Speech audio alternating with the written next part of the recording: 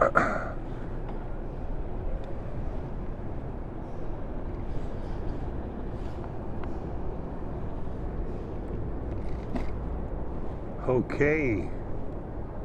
hello Pittsburgh, testing the street here. I don't know how wet it is, I don't know how cold it is. This person is not using their blinker, so I don't know where they're going.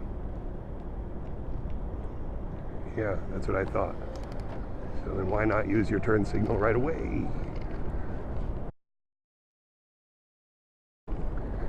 Hello Pittsburgh, greetings universe. This is JC on a bike. My name is JC and this is Journal Club on a bike. I am doing another undergraduate journal club today on the way home, hopefully in a sunny ride home.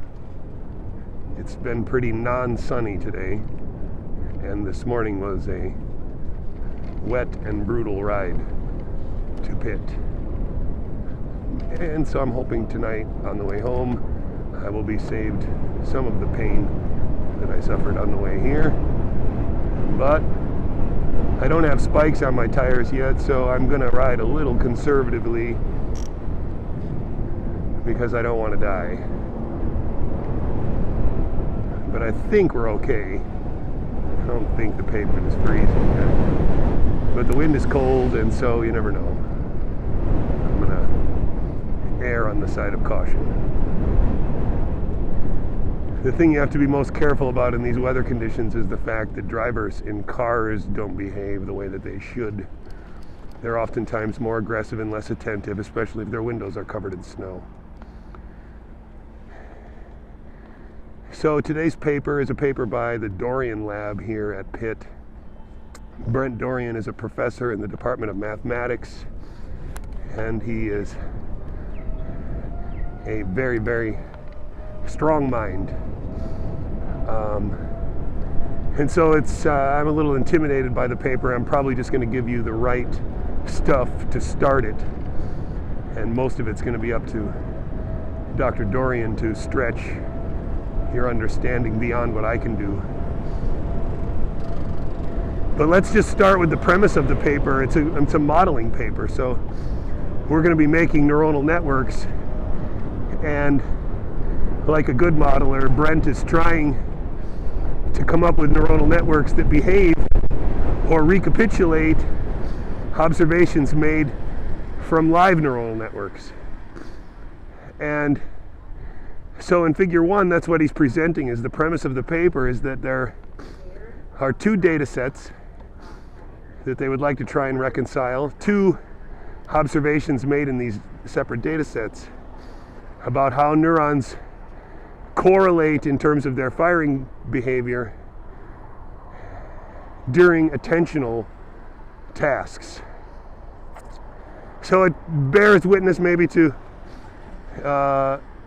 explain attention, at least in a cursory sense. And attention is, more or less what the animal is holding in thought. My attention is currently on the road in front of me, and not on the lady with the red hair, the red coat that just ran by. And in this first figure, figure 1A, in this data set, what they show is that when they make correlative measurements in a visual area called V4 in a monkey, they see that if the monkey is actively paying attention to the location in the visual field, that is the visual field, the receptive field, of the neuron in question, then the neurons in that little network will become less correlated during the attentional portion of the task. Less correlated. So attention creates more variability locally. Neurons don't fire so much correlated as they did when the animal was not attending to the location in space where the visual receptive fields of these cells exist. Now,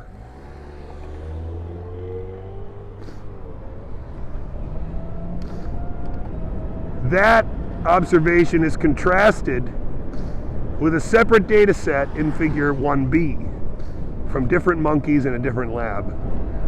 At least that's what I assume. That's how the text is written. It could be the same lab, but it's different monkeys, it's different experiments, because now they have the electrodes in V1 and in MT.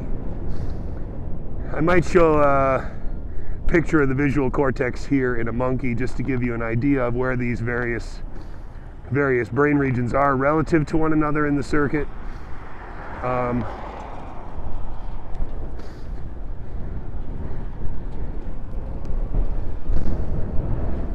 But suffice it to say that MT is a higher order visual area and V1 is the first stage of visual processing.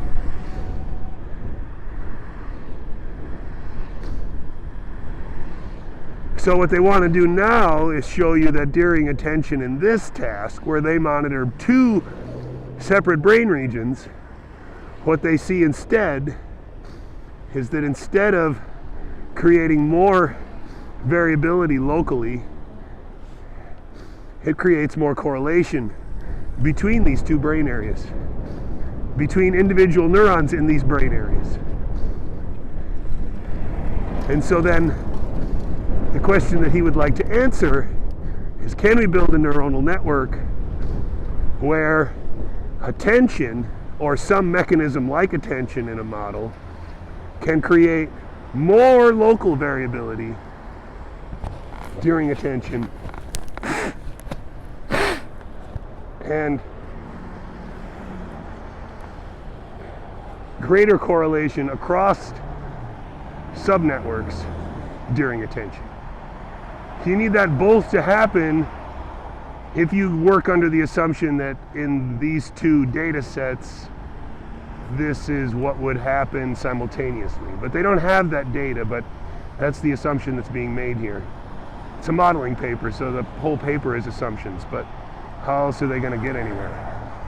There isn't experimental data to answer most of the questions that they have in terms of variables in their model. So then what they're going to do then is try to explore how they can wire a neuronal network to get it to recapitulate both of these ideas. And basically now you understand the paper, because the rest of the figures are just going to dissect, wow, attributes of this model. This is ice. I'm not riding in snow and ice.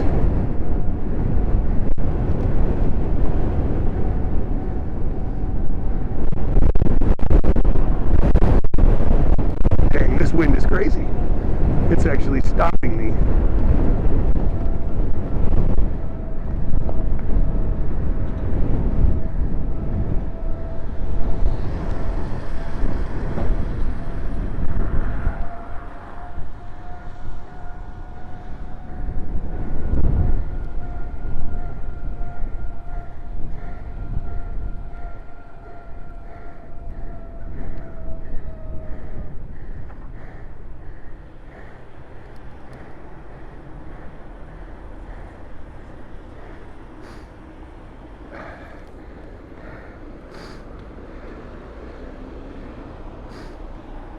Okay, so figure 2 is going to show you the basic network model.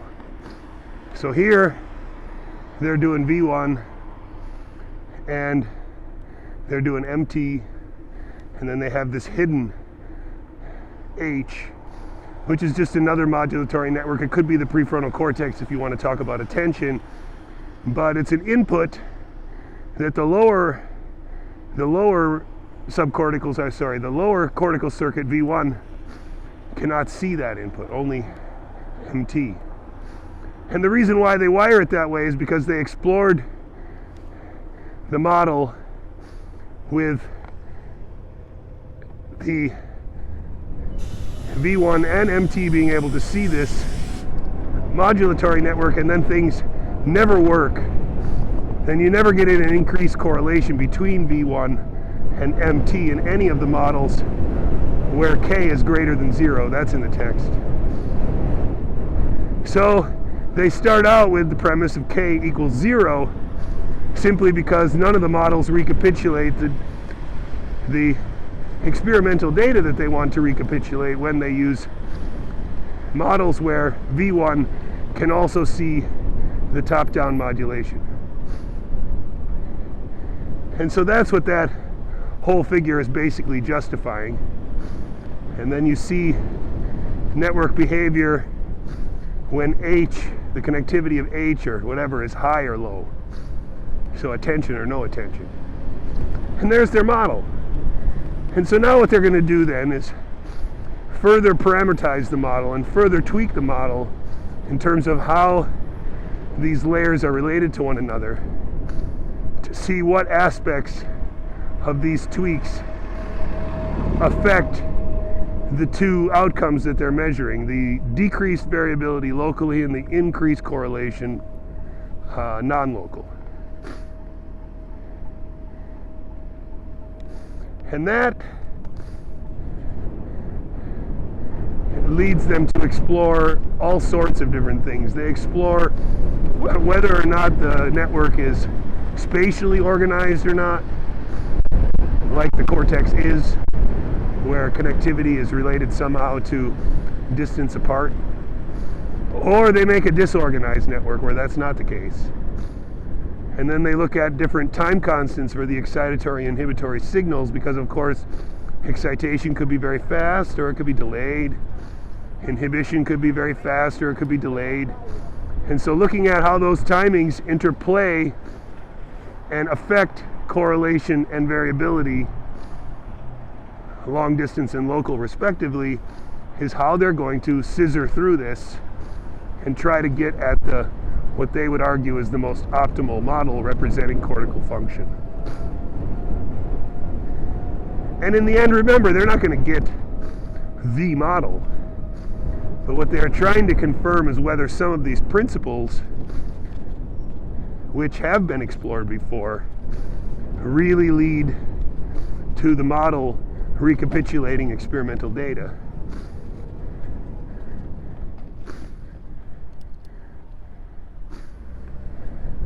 So that's what they want.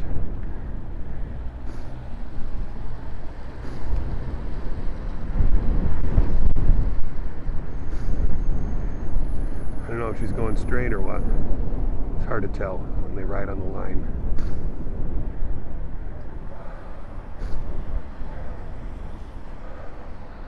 Huh.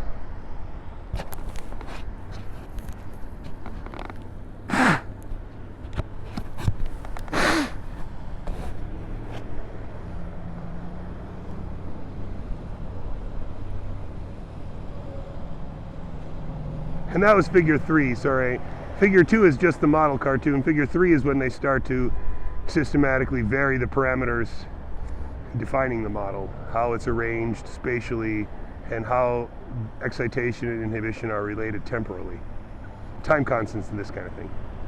And what they come up with is that a spatially organized network with a, this looks ugly, with a delayed inhibition gets the network to behave and recapitulate these changes in variability and correlation locally and distance-wise.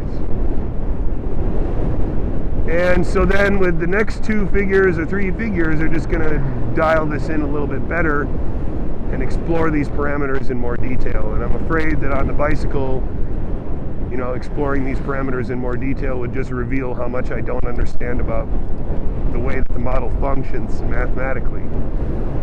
And I'm not afraid to admit that modeling is something that takes a lot of work to get to the stage where you can discuss models with somebody like Brent Doiran.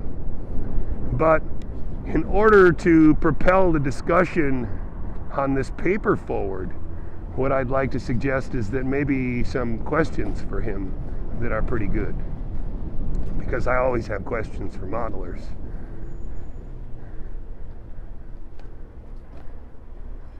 Can I sneak past you, sir? Yeah. Thank you. Yeah. Sorry. No, it's no problem. I'm on the sidewalk.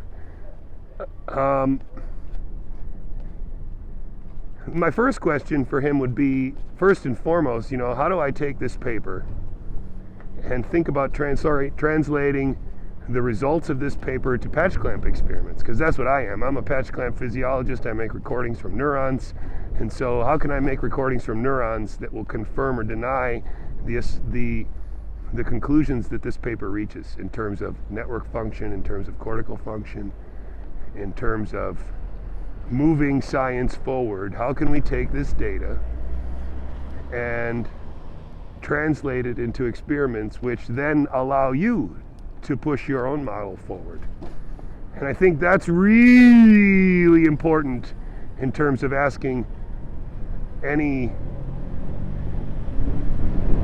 computational neuroscientist how to put their data in the context of real experiments, is how neuroscience is going to move forward the fastest.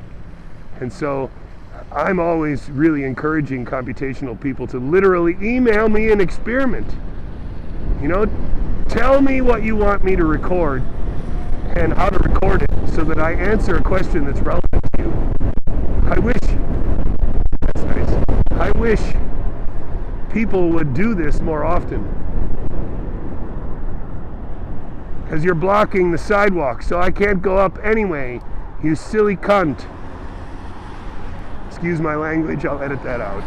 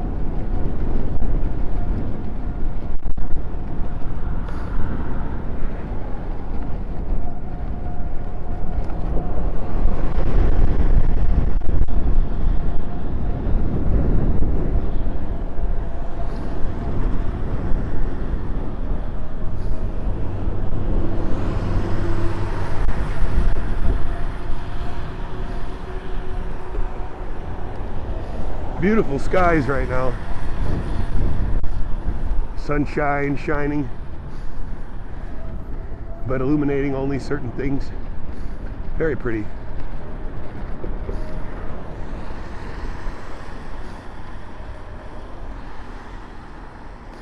Just in case you want to see beautiful Pittsburgh, there it is. That's a nice golden snow cloud there blowing over, and the way the sun is breaking above the clouds there is kind of pretty too. It's nice. Hope I'm showing that right. Try and get that. Okay, I'm moving on. Here comes a cyclist trying to be tough. Now they're stopping. I don't know why.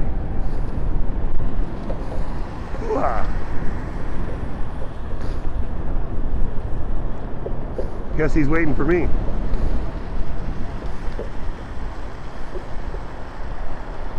Thank you if you're waiting for me.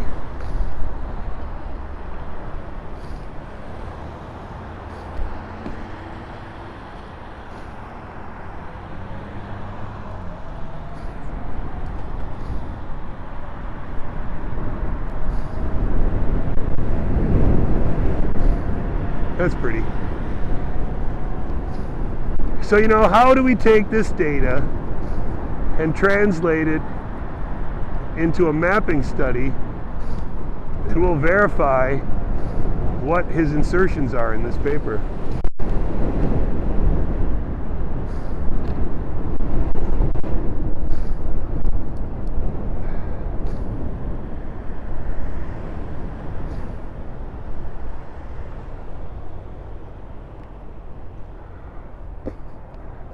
That's what I want to know. And that's what every experimentalist wants to know. when they read a paper like this and they think to themselves, how can I do an experiment that addresses this problem? That's what we always want.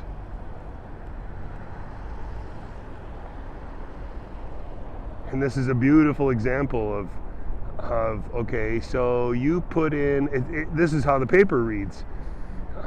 Experimental, parameters measured by experiment, parameters defined by experiment are the parameters that lead to network behavior that they like. Well, so then what? Then that means that network parameters need what? They need my data, right? So what experimental data do you not have that would make this neuron model, network model, work even better? Since, at least the way I read it, experimental measurements are what justify the parameters in this model. And only the parameters based on experimental measurements work well. If that's the case, what more experimental measurements do you need yet?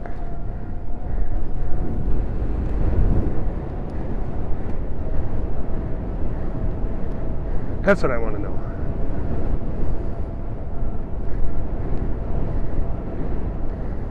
I hope you guys are lucky enough to have Brent come to your class.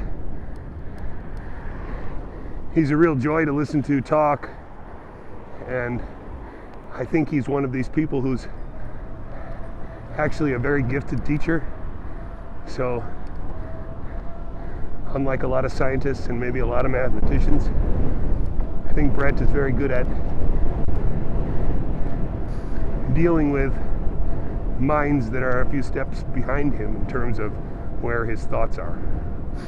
He's good at bringing you up to speed. And so I encourage you to ask as many questions as you can come up with. And I think for the sake of it, I'm going to wrap it at home. So, fast forward.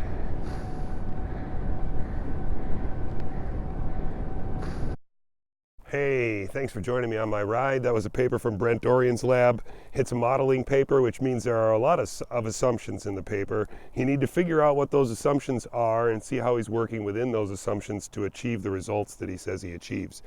I